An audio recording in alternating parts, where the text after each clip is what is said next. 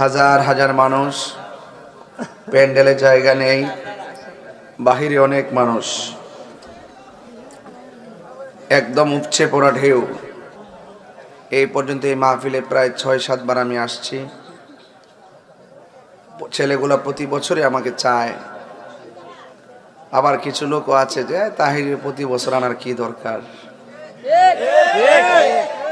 তা আসলে এই জন্য আমি নিজে থেকেও একটু গ্যাপ দিই। এক তরকারি আর কত মজা লাগে।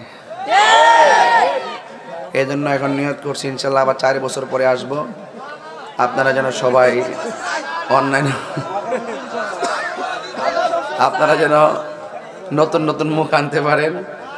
আর এটাই নিয়ম, এটাই নিয়ম।